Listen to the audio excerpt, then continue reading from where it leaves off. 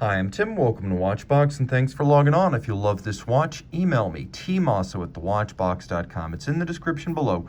Your purchase and pricing email question line for buying this or any watch you see on any Watchbox platform. Reach out to me directly, tmosso@thewatchbox.com. It's in the description below. In 2019, Bremont launched the Broadsword, a collection of modern military-inspired watches that specifically drew their form and fashion from the Ministry of Defense Dirty Dozen military timepieces of the 1940s. Well, what we have right here is a 2020 evolution of that broadsword. It is the Broadsword Bronze. This one in bronze with what is described as the Sotek dial. I call it teal or turquoise.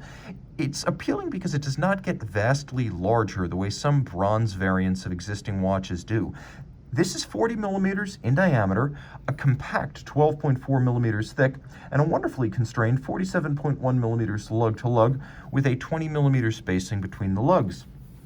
Throw it on my wrist, which is 16 centimeters in circumference, and you can see it is quite comfortable. I've got plenty of clearance on either side, and you can see best from this down the barrel shot that the lugs are coming nowhere near the edge of my wrist, and it's even low enough that it would fit underneath a dress sleeve. So with a sloped bezel and a thin profile, this could absolutely be your formal attire, tight sleeve and cuff watch. Taking a quick look at the strap, it's designed to be evocative of vintage. So you've got this minimally tanned calfskin leather. It's nicely bolstered. There's a simulated patina or fade to the ecru colored contrasting stitch. There is bolstering to give it volume. It is a substantial piece of leather. And then you can see the sheer cut sides showing you the layers of that leather.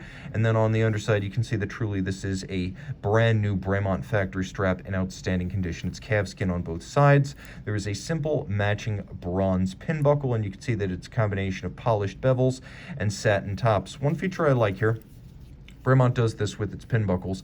There is an elevated bridge, so you can see the two prongs on each side, but then the bridge arcs up and over them, so when the strap is inside the buckle, it sits somewhat sunken into the buckle instead of stacking up underneath. A small but much appreciated gesture of refinement.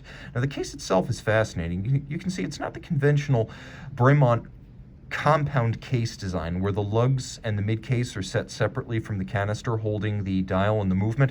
It's a little bit more integrated, and as a result it's a bit more compact. There are striations on the side to create a little bit of visual animus or articulation. You can see that they're nicely stacked in a sort of pyramidal structure.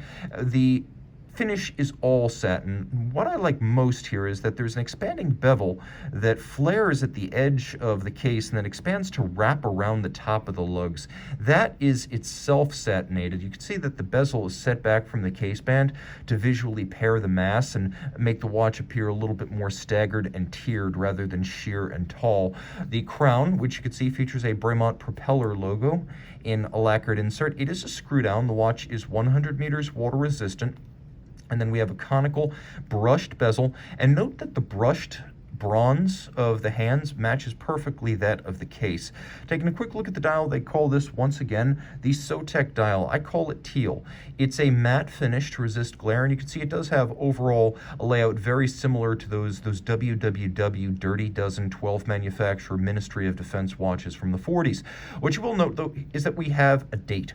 There is a stop seconds function for the seconds hand, or hacking, and then there is a quick set for the date. If you're wondering why it says London, it is because Bremont is an English watchmaker, and they are doing final assembly and regulation in the greater London area. So in your way, you're contributing to British watchmaking when you buy this watch. Now, as I mentioned, it is a screw-down crown, so this is a 100-meter water resistance that I take very seriously. Hacking, quick set, flip it over. By the way, Her Majesty's Armed Forces and the symbols of the Royal Air Force, Navy, and the British Army. And these are used by permission of the Crown. So, as you can see, on both sides, Armed Forces signatures and iconography.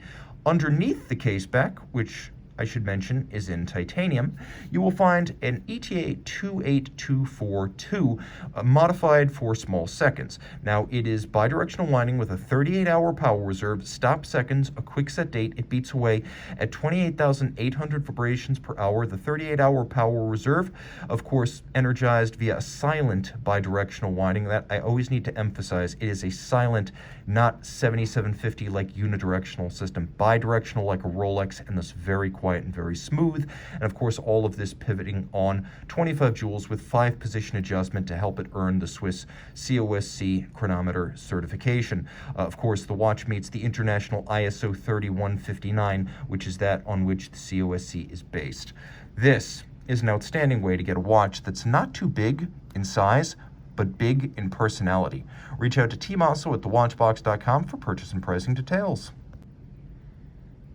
And we're back with the Bremont Broadsword, all 3 hands loomed, as well as the numerals and outboard indices.